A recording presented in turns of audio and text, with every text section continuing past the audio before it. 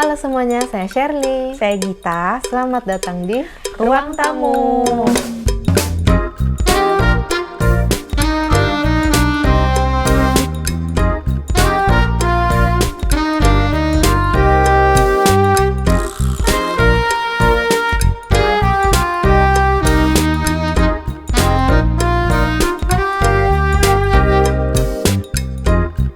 Ya, jadi di sini kami adalah teman gereja yang saat ini sama-sama sedang merantau, dan kami juga senang mengobrol, terutama karena kita tahu nih obrolan topik tentang menjadi perempuan dewasa itu selalu disertai rasa canggung dan juga kesepian. Ya, dan banyak tantangan hidup yang datang bersamaan gitu ya. Iya. Tantangan cari kerja, tantangan cari jodoh.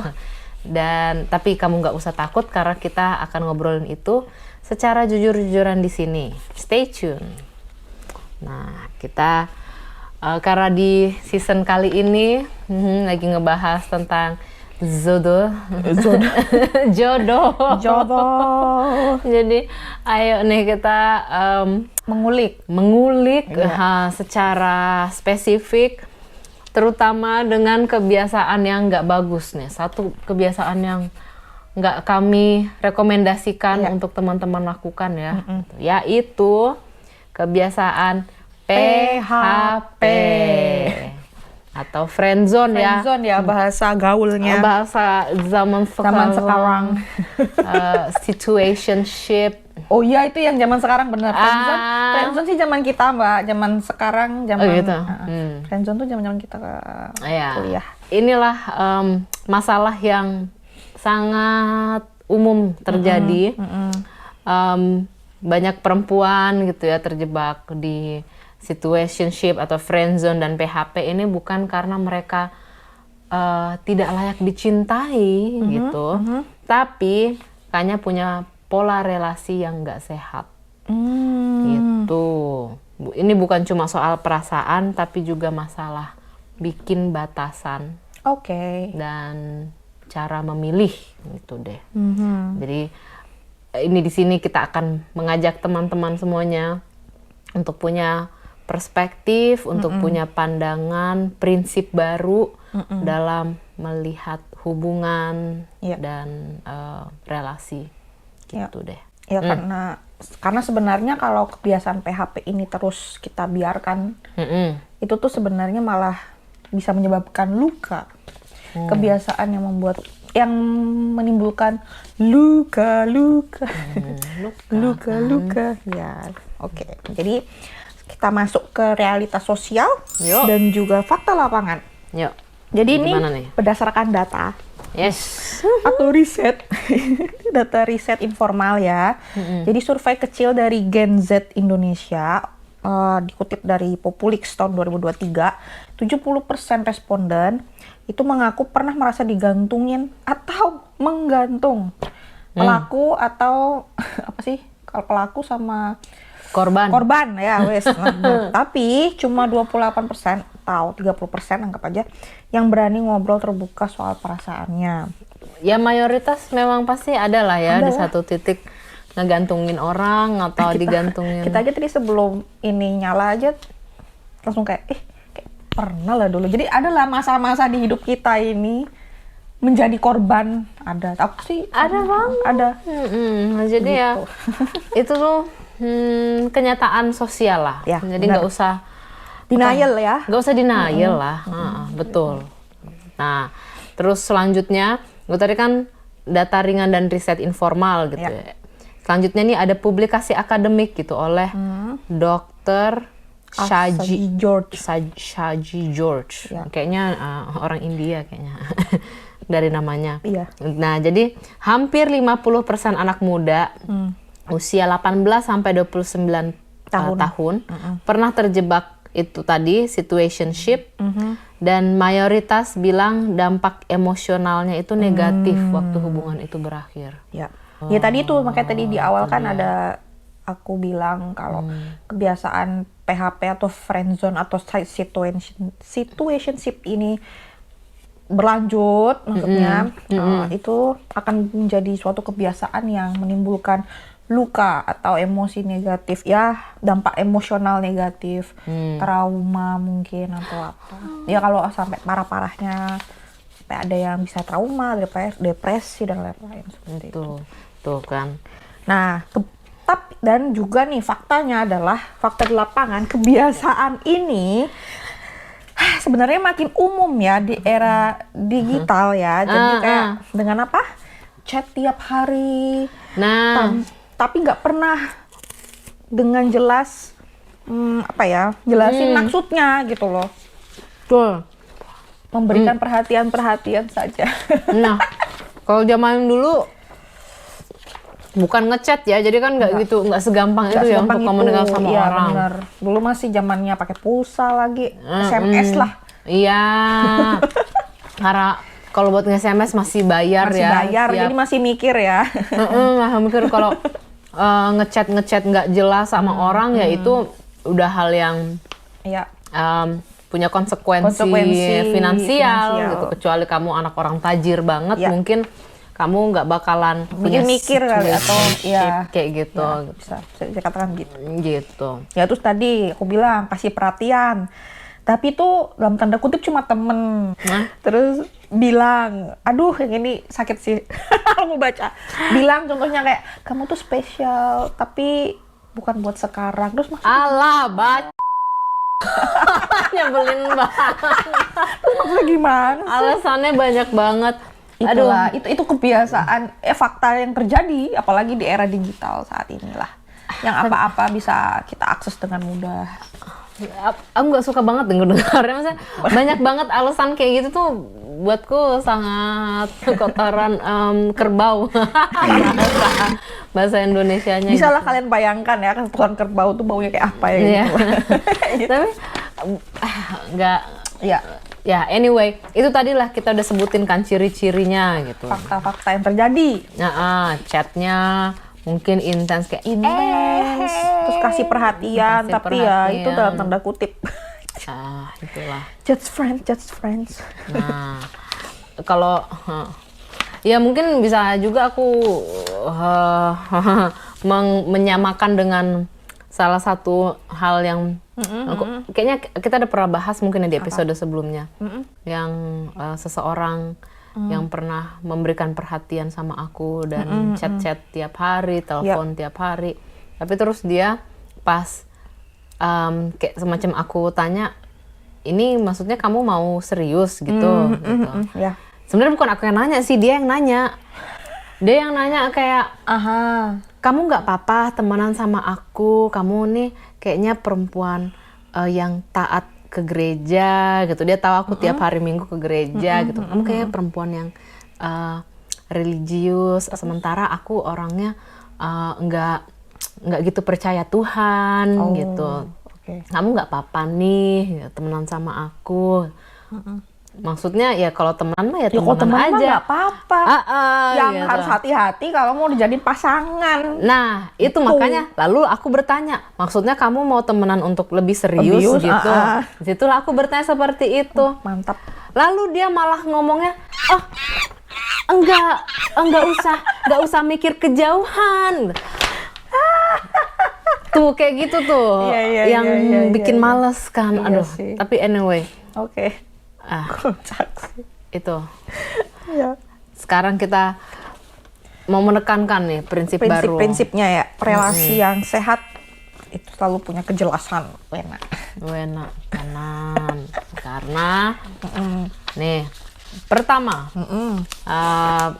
frase pertama gitu, cinta bukan sesuatu yang membuatmu terus menebak-nebak. Benar. Itu udahlah, apa kamu ya? Nggak main puzzle. Nggak main, bukan main apa sih tebak-nebak. Game show zaman dulu. Family 100 gitu kayak apa zaman baru, zaman bahala banget. Nggak kayak gitu loh cinta itu. Lalu cinta juga nggak bikin kamu apa ya, anxious. Tuh cemas berlebihan. setiap malamnya Setiap malam. bertanya-tanya, ya menebak-nebak terus jadi cemas sendiri gitu-gitulah. Bikin kamu berbunga-bunga, aduh Bunga-bunga seneng tapi banget. ada pikiran Tapi lain terus, juga kayak apakah ini hanya Iya, tapi kayaknya banyak prasangka ya nggak tuh tahu jadi ya. nggak tahu ya galau Nggak lah tahu ya, ini jadi nggak ya? ya gitu. Nggak kayak gitulah. Lalu cinta, Bukan membuatmu merasa bersaing dengan perempuan lain diam-diam, ini konteksnya perempuan kan, jadi ada merasa kompetitif kok bahasanya iya. ya ada Iya, ada rasa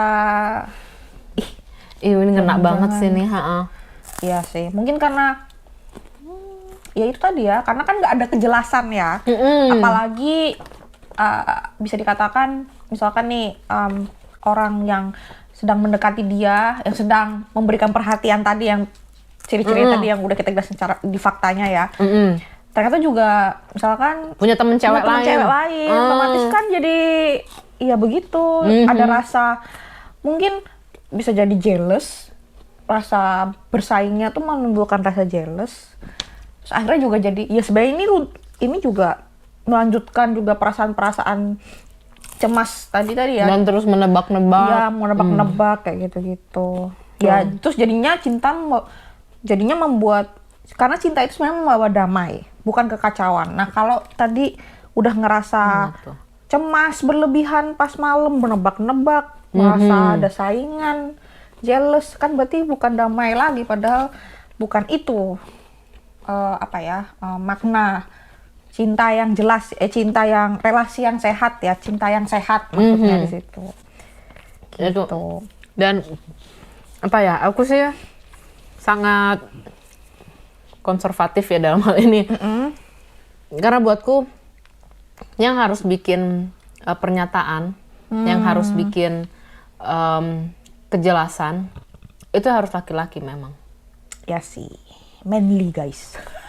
Ya, tetap gimana ya? Kayaknya kalau perempuan yang bilang ini pacarku, tapi cowoknya juga ternyata nggak tertarik sama dia gitu. Itu kayaknya nggak tahu sih. Iya sih. Ya, buatku, ya walaupun juga sebenarnya ada juga ya perempuan yang lebih berani. Maksudnya dia yang berani langsung ambil tindakan langsung kayak mengkonfirm gitu. Ada baiknya. Tapi kan ya sebenarnya kan kelihatan juga ya dari pihak laki-lakinya sebenarnya, kalau kadang-kadang dia beneran nggak sih ini mau jelas apa nggak sih gitu. Makanya memang ada baiknya ya laki-laki lah yang maksudnya mengambil langkah untuk memperjelas seperti itu. Karena kadang perempuan itu secara naluri ya, walaupun kadang aku kesel juga tahu fakta ini, itu senangnya menunggu. Itu dia, itu iya. tadi. Aku juga bukannya bilang perempuan jangan proaktif atau apa, bukannya itu juga ya. Tapi secara alamiah itu kita tuh punya kodratnya tuh jadi yang kayak menunggu laki-lakinya gitu loh. How to say ya gitulah. Tapi tadi juga kan aku pun saat laki-laki itu punya pertanyaan-pertanyaan yang menjurus gitu. Aku juga berani kayak inikah maksudmu? Harus berani konfirm juga ya perempuan. Kakanda, apakah ini maksudmu? Mas Kanda, Kakanda. Ya gitu. Gitu. Nah, jadi tetap kita juga harus berani proaktif dalam mengkonfirmasi. Tapi memang yang sebaiknya menurut kami berdua di sini memang baiknya laki-laki dulu yang memberikan kejelasan, memberikan konfirmasi kejelasan, lalu kita yang kayak juga proaktif. Atau kalau tadi the case-nya Mbak tadi kan teman Mbak kayak agak nggak jelas nih, ini maksudnya mau apa sih? Nah, kita yang harus berani tanya. Ya, kita pun maksudmu emang kita mau temenannya lebih serius, berarti artinya berarti nggak cuma hanya sekedar temen biasa aja kan? Gitu. Kayak gitulah maksudnya. Inilah lagi-lagi prinsip barunya itu, relasi yang sehat selalu punya kejelasan. Mungkin kalau bisa kita analogikan atau mungkin kita Kita lihat contohnya seperti apa. Artinya tuh kayak bagaimana sih relasi yang sehat tuh ya hubungan yang dari Tuhan. Di sini tuh tidak akan membuatmu hidup dalam kebingungan, ambiguitas yang berkepanjangan. Nah, itu dia. Itu. Oke lah, mungkin nggak tahu deh, seminggu dua minggu pertama. Oke. Maksimal lah. 1 bulan lah. Menurut aku tuh 1 bulan tuh udah terlalu lama. Betul, setuju juga. Jangan sampai kok 3 bulan. Soalnya gini. Kalau di Korea kan istilahnya hubungan sam itu loh. Oh iya kan? Iya benar. Itu ya periodenya maksimal sebulan lah. Sebulan tuh udah menurut saya ya. Itu udah maksimal. Kalau udah 1 bulan nggak jelas ya wes. Ya sudah. Harus ambil tindakan kitanya loh ya, mau kemana ini gitu.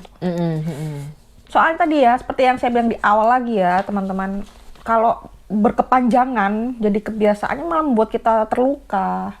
Mau ditunggu 3 bulan lagi, 4 bulan lagi, 6 bulan lagi, ya kitanya yang kita nggak move on, satu kita kayak stagnan juga. Iya. Kayak gitu-gitulah. Banyak berprasangka juga, capek. Nah. Nih, karena tadi kita juga udah obrolin waktu kita sebelum mulai rekaman. Karena kalau seorang laki-laki ini ya benar-benar serius, dia tuh bakal menunjukkan arah. Ya. Berani mengambil langkah sih. Berani menurutku. Iya. Mengambil langkah. Kayak dalam kasusnya Mbak Gita waktu itu, masnya. Ya berani mendatangi orang tua aku, walaupun pada saat itu aku lagi nggak ada di situ. Betul. Waktu itu aku nekat kali ini, tapi satu sisi juga kayak berarti memang dia serius ya, sudahlah. Ya udah gitu aja. Gitu. Jadi kitanya nggak capek gitu kan, kita nggak capek kayak kamu kapan mau ketemu orang tuamu? Gitu. Nggak kayak gitu. Terus habis itu yang kedua, dia itu akan konsisten. Ya, benar. Konsisten bukannya berarti kayak harus selalu nge-WhatsAppin tiap. Ya itu orang juga mikirnya tuh konsisten, bener sih. Tapi bukan itu maksud arah konsisten ini ya. Arah konsistennya itu konsisten tuh kayak iya enggak gitu loh. Seperti itu. Bukan enggak iya. Iya. Kalau iya ayo gitu deh. Nah, yang terakhir itu adalah lagi-lagi dia nggak bikin kamu menebak-nebak setiap hari. Misalkan, bikin kamu galau. Misalkan hari ini kamu mikir, hari ini dia bakal WhatsApp aku nggak ya? Hari ini dia bakal telepon aku nggak ya? Gitu. Iya. Atau harus aku yang WhatsApp dia duluan baru dia mau bales. Gitu. Ya ampun. Aduh itu rasanya nggak enak. Nggak enak sih, karena gimana ya, kayak kita tuh kepengen ada yang nyariin, tapi yang kita harapkan belum tentu melakukan. Ya nggak jelas lah. Bisa iya bisa enggak ya tadi itulah. Itu loh. Jadi kamu layak mendapatkan hubungan yang jelas, bukan hubungan yang bikin kamu kehilangan diri sendiri. Ya itu tadi. Aduh sedih banget. Nah sekarang nih 3 tips praktis untuk keluar dari siklus friendzone dan PHP.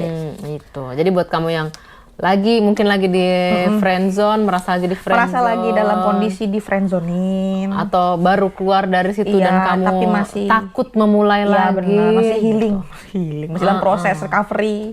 Gitu. Jadi nomor 1 apa coba? Ini adalah tips yang selalu kita omongkan di beberapa episode selanjutnya. Ya, tetapkan batas. Boundaries guys. Emosional dari awal. Iya. Ini apa?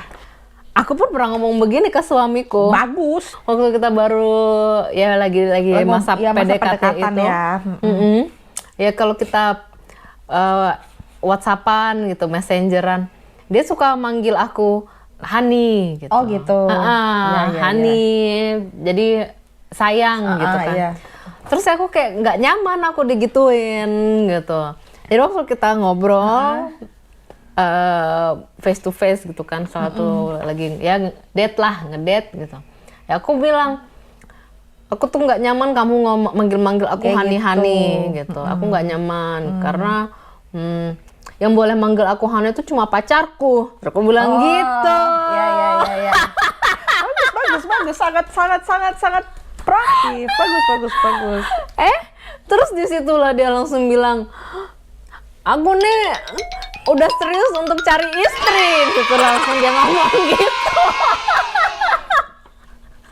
Jadi, nah itu loh. Jadi aku bukannya mau bilang dia nggak usah lo manggil gua Hani, siapa lo emangnya, nggak gitu.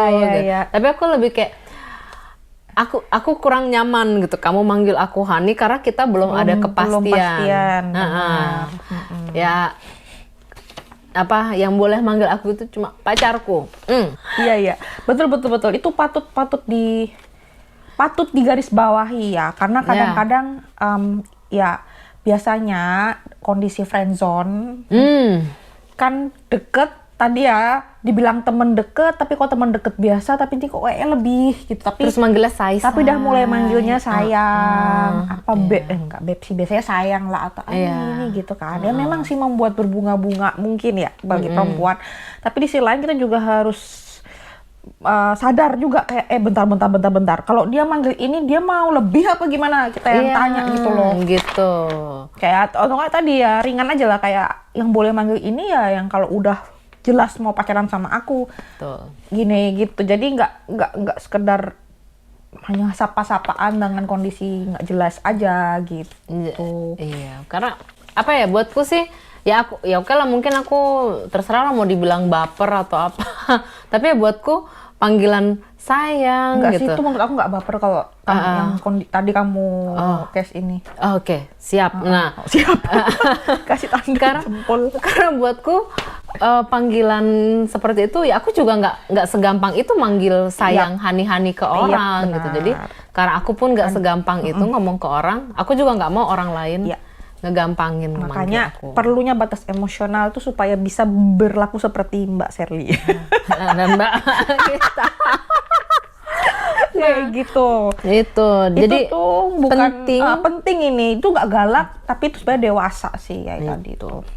Karena apa coba tadi penting? Karena laki-laki yang serius itu bakal menghormati itu.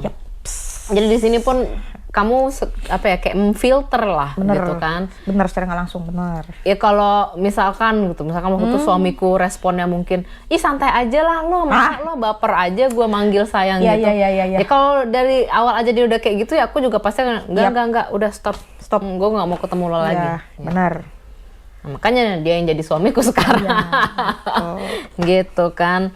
Dan sementara laki-laki yang nggak niat itu akan pergi. Gitu. Jadi laki-laki yang serius bakal menghormati itu dan makanya dia bisa langsung ambil keputusan dan menunjukkan kejelasan. Tapi laki-laki yang nggak niat ya, langsung pergi.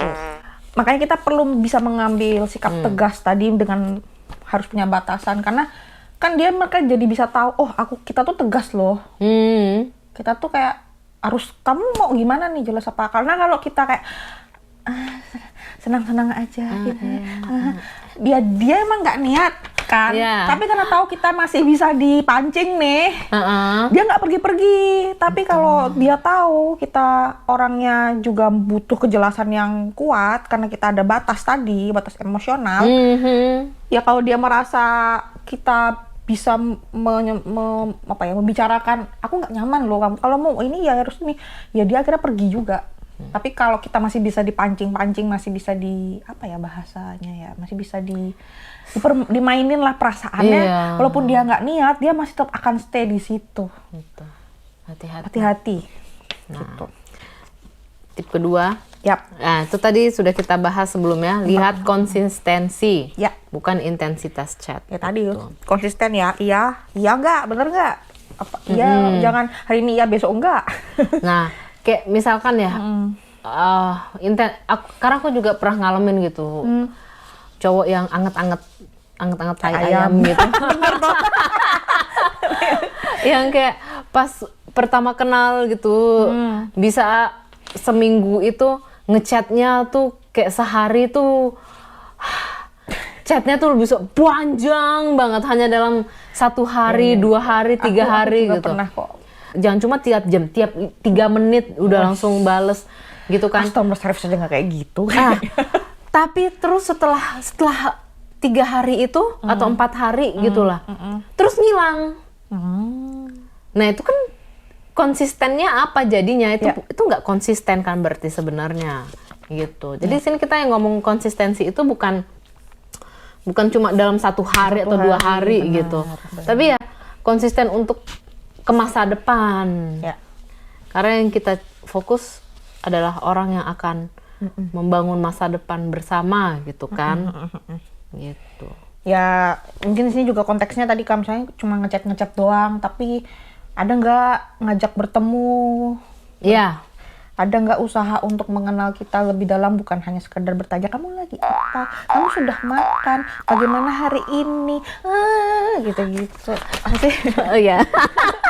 Mengenal lebih dalam tuh kan maksudnya menurut aku tuh lebih kayak dia mau tahu perspektif kita bagaimana, mindset kita terhadap suatu hal bagaimana. Kenapa aku bisa ngomong kayak gini? Dulu juga waktu zaman aku PDKT juga sama suamiku ya, yang dia tanyain tuh mindset aku. Jadi kayak perspektifmu terhadap ini tuh gimana? Kalau ada kondisinya kayak gini, kamu mengambil tindakannya kayak apa? Jadi udah berat aja ngomong sama dia waktu itu, padahal PDKT ya. Cuma bagusnya juga karena dia selain itu dia juga memberikan menjelaskan perspektif dia juga. Dan itu ternyata sangat terbantu juga saat kami juga sudah menikah dan sudah membangun rumah tangga sampai saat ini. Karena kan tentunya kita kadang masih ada argumen kan, ada perbedaan pendapat, perbedaan perspektif. Cuma kita juga jadi kayak oh ya memang, tapi dia model ngeliatnya begitu. Aku pun jadi belajar memposisikan diri, melihat lah, ada benarnya juga ya, kayak gitu-gitulah. Jadi memahami, maksudnya di sini mengenal lebih dalam bukan sekedar mengenal keseharian kita ya. Cara berpikir kita.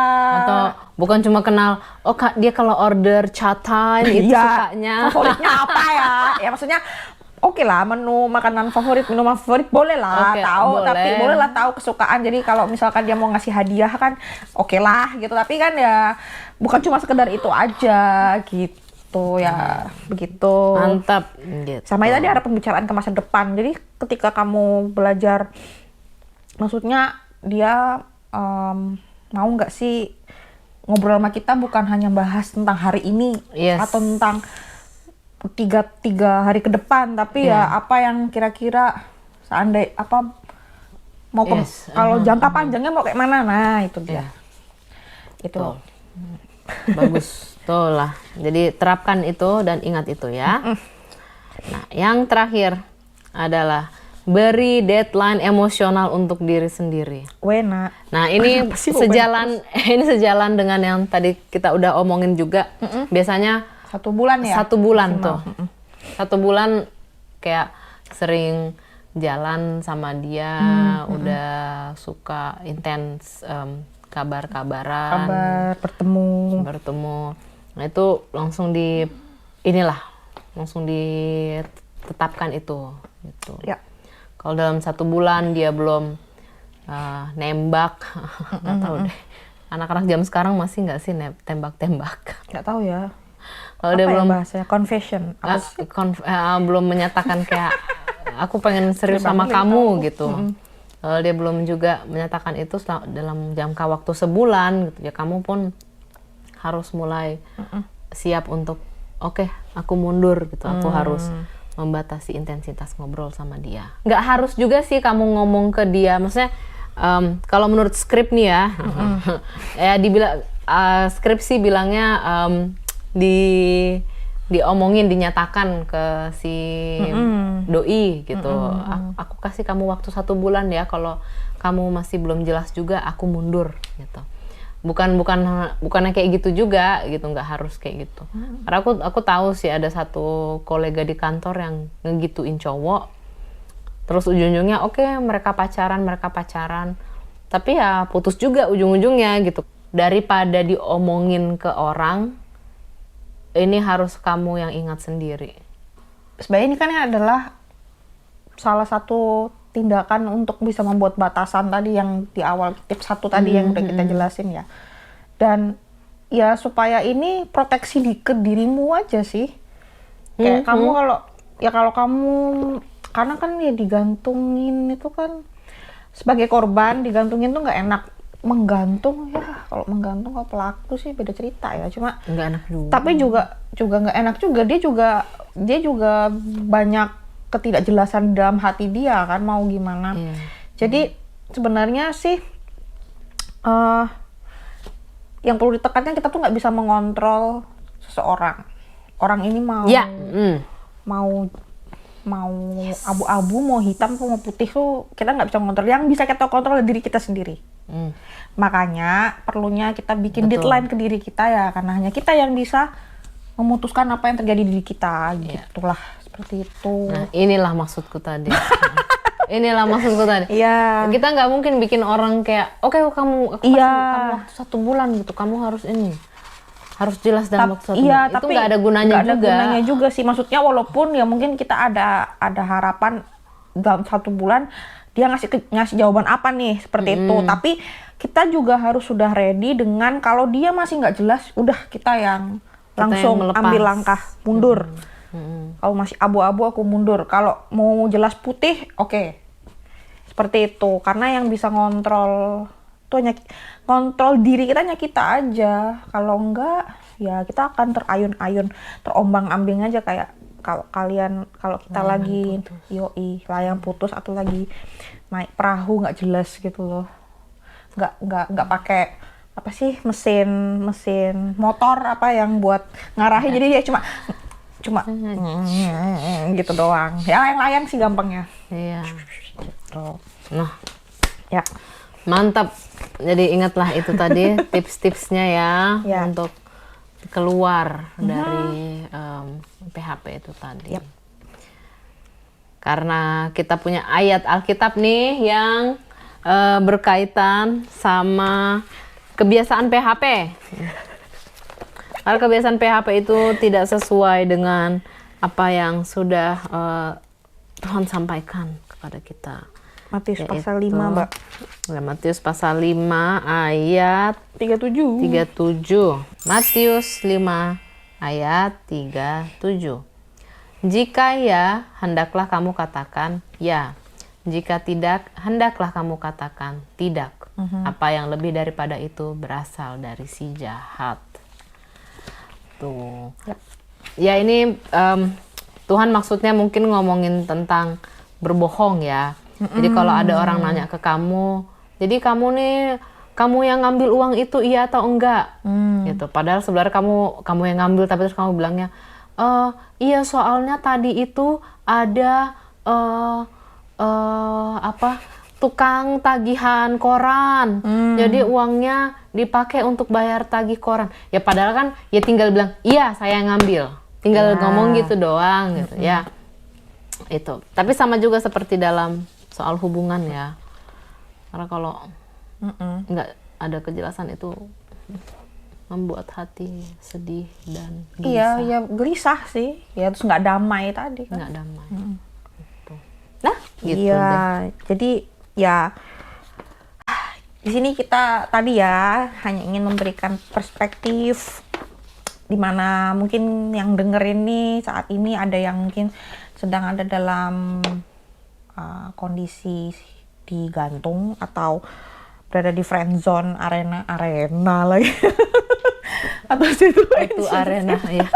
Itu arena atau baru berusaha move on dari kondisi friend zone, jadi kayak tapi masih dalam tahap penyembuhan lah ya. Maksudnya kita pengen ngasih tahu kalau kalian tuh berharga. Jadi ya kalian tuh layak dicintai dengan jelas, kalian layak untuk tahu kejelasan hubungan seperti itu, pantas dipilih dan bukan dibiarkan untuk menunggu yang tidak jelas. Gitu loh. Gitu. Betul sekali. Jadi semoga episode ini bermanfaat ya untuk kamu, dan kalau kamu lagi ada temanmu yang juga lagi mengalami permasalahan friendzone dan digantungin ini juga semoga membantu. Karena aku percaya sih, sebagai orang yang pernah memfriendzone orang juga, yang pernah, aku pernah digantungin, aku juga pernah menggantung. waktu aku gantungin orang tuh aku juga ngerasa nggak nyaman sih. Ya nggak damai sejahtera lah sadarnya sebenarnya. Iya, karena jadinya ujung-ujungnya aku jadi kayak ngerasa, oh aku masih punya dia kok. Ya. Aku masih punya dia kok. Udah aku nggak perlu serius mencari orang yang benar-benar tepat untuk aku. Gitu. Aku punya dia. Jadi mikirnya kayak gitu, jadi kayak nggak sehat juga gitu. Jadi ya setelah aku menyatakan sama dia, maaf ya aku nggak seperti nggak ada masa depan nih buat kita gitu. Setelah aku melepas dia, ya udah akhirnya jadi lebih nyaman. Iya. Gitu ya. Ya, jadi tidak terasa kita sudah sampai di penghujung episode hari ini. Jangan lupa untuk subscribe Kenal Ruang Tamu ya, supaya nggak ketinggalan episode yang akan datang, ataupun mau nonton lah episode yang sebelumnya. Betul. Silakan. Iya, dan kalau kamu belajar sesuatu yang baru, ingat di like dan di komentar dong pengalaman teman-teman gimana dengan soal situationship. Bahasa milenialnya. Gitu. Oh, PHP itu ya bahasa milenial deh. PHP itu milenial, situationship itu alpha. Ini bahasa anak-anak alpha ya. Oh my god. Iya, gitu deh. Ya, oke. Oke. Jadi sampai ketemu lagi di episode selanjutnya. Kita akan ngobrol topik yang gak kalah seru, cuma ada di Ruang Tamu.